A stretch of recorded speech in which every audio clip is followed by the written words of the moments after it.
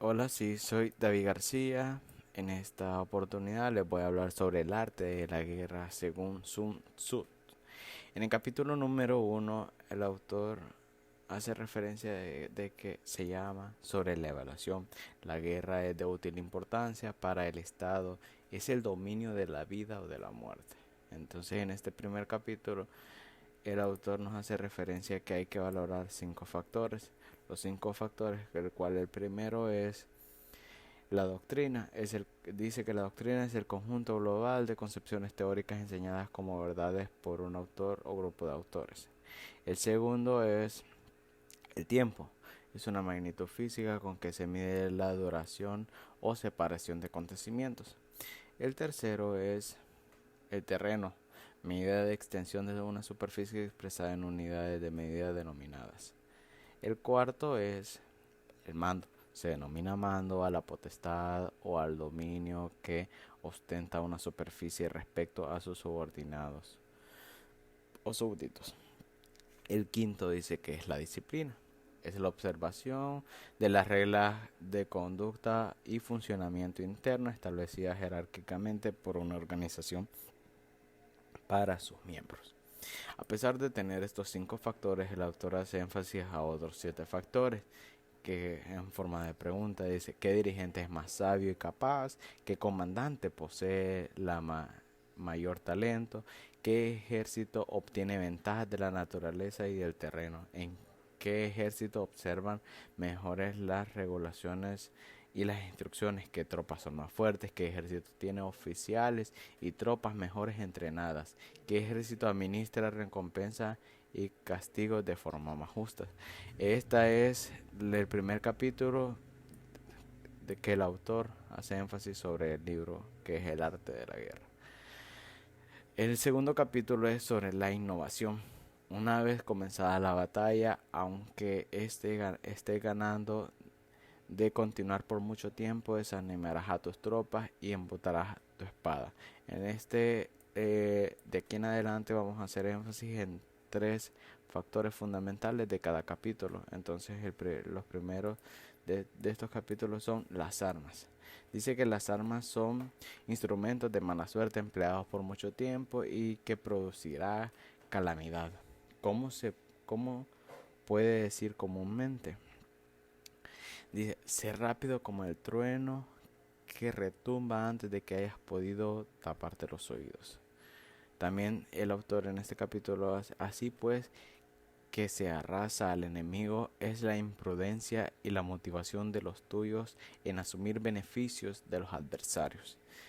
En el capítulo número 3 podemos encontrar que es sobre las proposiciones de la victoria y la derrota. Como regla general, es mejor conservar a un enemigo intacto que destruido. ¿Por qué? Porque vamos a hacer que por eso este el autor dice: los que ganan todas las batallas no son realmente profesionales.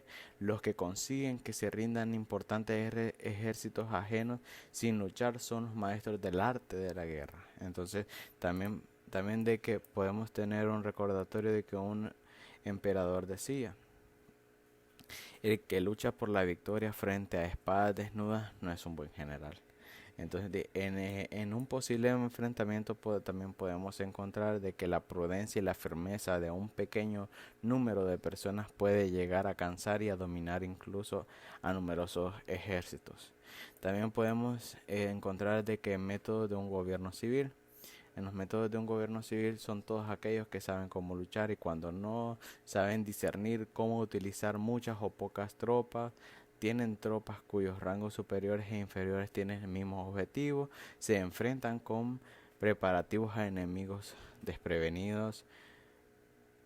En el capítulo número 4 podemos encontrar de que es sobre la medida de la disposición de los medios. Antiguamente los guerreros expertos se hacían a sí mismos invencibles en primer lugar, y así después guardaban para descubrir la vulnerabilidad de sus adversarios. En este podemos encontrar cuatro puntos principales, los cuales son la defensa. Dice que la defensa para tiempos de escasez y el ataque para tiempos de abundancia. Y también podemos encontrar un pequeño link que nos va a llevar sobre los diferentes conceptos de esta misma palabra. Todo el mundo, todos elogian la victoria en la batalla, pero verdaderamente lo deseable es el poder. Quiere decir de que lo que todos anhelan sobre una batalla no es el decir ganamos, sino de que lo que quieren tener es el poder sobre los demás. En consecuencia, también di que en consecuencia la victoria de los buenos guerreros no destacan por su inteligencia. Un ejército victorioso gana primero y entabla la batalla. Después quiere decir de que primero vamos a ganar y después vamos a saber cómo llevar la victoria mediante las comportaciones de las dimensiones pueden conocer dónde se haya victoria o dónde se haya derrota. En el capítulo número 5, que es sobre la firmeza es la energía acumulada o la que se percibe. Esto quiere decir de que tenemos tres puntos en el ataque directo. El ataque directo tenemos de que el ataque directo es ortodoxo y el ataque indirecto es heterodoxo. Quiere decir de que es mejor a veces que sea algo directo y que no se ande con tantos rodeos a que andemos tantos rodeos para llegar a un mismo punto desperdiciando tanto tiempo. Orden y desorden. En el orden son cuestiones de organización. La cobardía es una cuestión de valentía y el ímpetu, la fuerza y la debilidad son cuestiones de la formación en la batalla. Cuando se cuenta con entusiasmo, convicción, orden, organización, recursos, compromiso de los soldados. Quiere decir de que en esto vamos a hacer un énfasis en que vamos a tener la firmeza, la convicción de que vamos a decir vamos a ganar sobre lo que es nuestro enemigo y que nos vamos a preparar, vamos a tener la valentía de sacar todo adelante. Entonces en el capítulo número 6 tenemos sobre lo lleno y lo vacío. Lo que anticipamos se prepara y llegan al campo de batalla y esperan al adversario, están en posición. Quiere decir de que vamos a aparecer en lugares críticos y atacar donde menos lo esperan, haciendo que tenga que acudir al rescate, inducirlos, adoptar formas específicas para conocer sus puntos flacos. O sea, quiere decir de que los vamos a inducir a hacer cosas donde nosotros vamos a poder identificar donde ellos están fallando para nosotros atacar por ahí. Así pues, un ejército que no tiene formación constante, lo mismo que el agua no tiene forma constante. En el capítulo número 7 tenemos de que sobre el enfrentamiento directo e indirecto. La regla ordinaria para el uso del ejército es el mando del ejército reciba órdenes y las autoridades civiles y después reúne y concentra a las tropas. Cuando la ruta es larga, las tropas se cansan. Quiere decir de que si has alcanzado la fuerza de la movilización, llegas y agotas mientras los adversarios están frescos, así pues es seguro de que ellos ataquen, porque nosotros vamos a llegar débiles. Cualquier débil en el mundo se dispone a combatir en un minuto y se siente animado, pero cuando se trata realmente de tomar armas y entrar en la batalla es poseído por la energía cuando la energía se desvanece. No presiones a un enemigo desesperado, porque el enemigo desesperado es como un animal agotado que seguirá luchando, pues es la ley de la naturaleza. Pero estas leyes no entran en las operaciones militares. En el capítulo número 8 vamos a tener que son sobre los 9 cambios.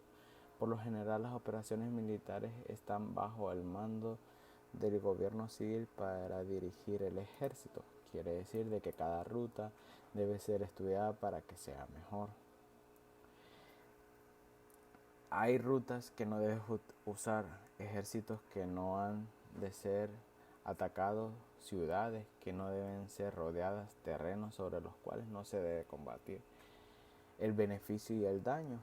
El beneficio y el daño son independientes y los sabios los tienen en cuenta, pero ello Lo que retiene a los adversarios es el daño, lo que se mantiene ocupado es la acción y lo que les motiva es el beneficio de podernos ganar o tener una buena batalla. Por eso existen 5 rasgos. Dice, número 1, los que están dispuestos a morir pueden perder la vida, los que quieren preservar la vida pueden ser hechos prisioneros.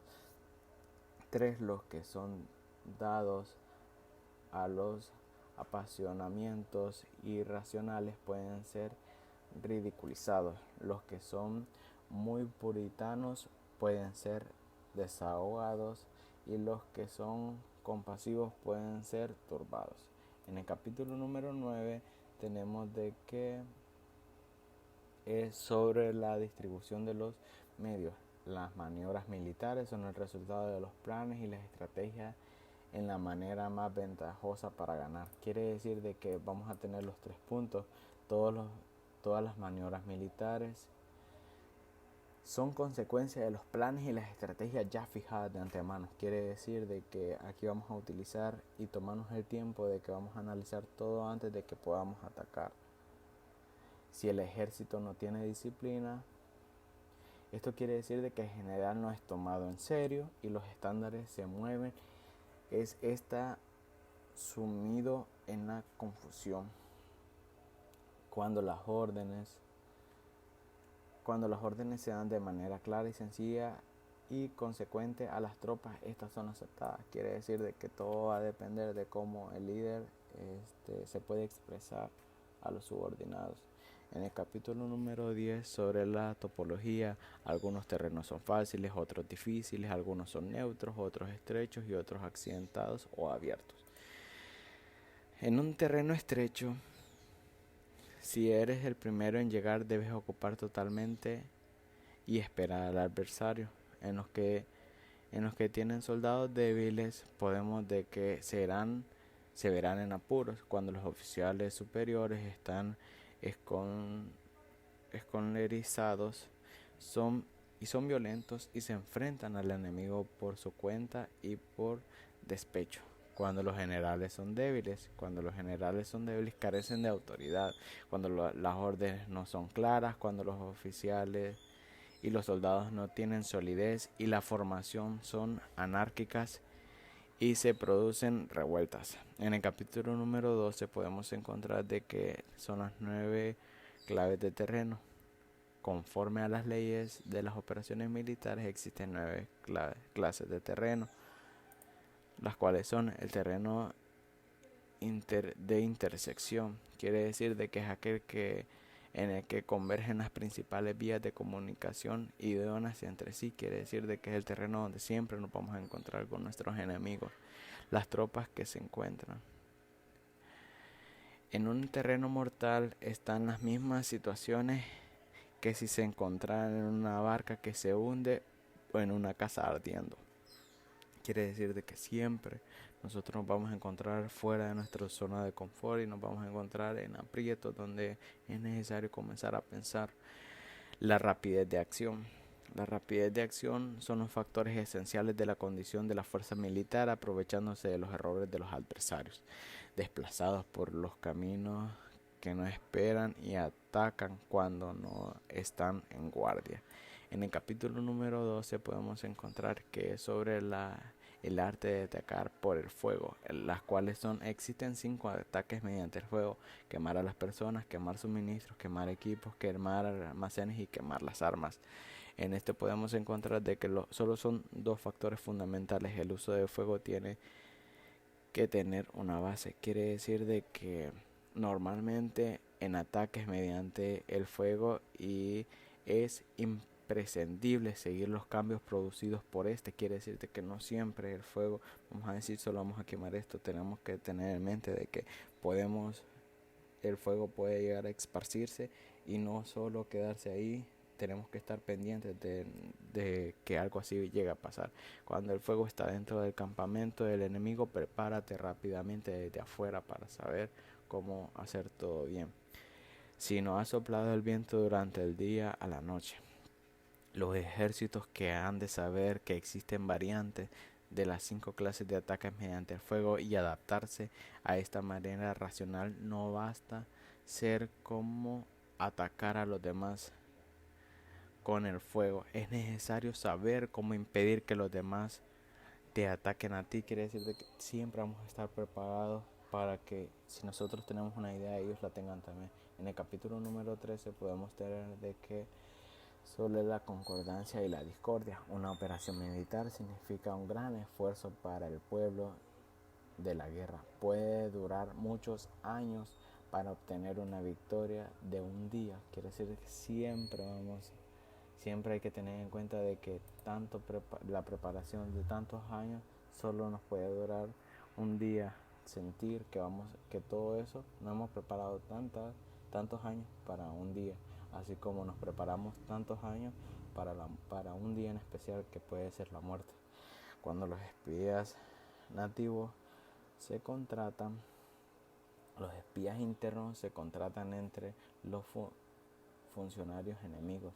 Los agentes dobles se contratan entre los espías enemigos. En las conclusiones podemos tener un link o un enlace que nos va a llevar a una explicación de forma animada sobre este libro. En el aporte personal podemos encontrar de que para mí un líder debería de ser. Para mí un buen líder tiene que tener contradicciones. ¿Y por qué? Porque para ser un buen líder hay que ser dominante como un general, como lo dice en el libro, pero a la vez entregar autoridad, bien humilde para escuchar opiniones, firme para saber cómo, cuándo y dónde nos van a servir esas opiniones, pero hay que tener firmeza cuando nuestra validez es la que va a valer sobre las demás. También tengo que en la otra parte de las conclusiones, para tener una organización exitosa hay que tener buena mentalidad, estrategia y conocer la tecnología, porque hoy en día nos estamos enfrentando a lo que es la revolución 4.0, como la llaman los expertos. Tenemos que saber que tenemos que contratar gente de buena mentalidad, que sepa aplicar una buena estrategia dentro de la empresa y que sepa desarrollarse dentro o usar la tecnología y las redes sociales para que nuestra empresa llegue a despegar, para llegar a tener éxito. Se necesita también, hay que tener líderes variables a nuestro lado para cuidar a nuestra gente, pero también tenemos que saber cuándo llegar a quitar a las personas que ya no están funcionando dentro de la empresa.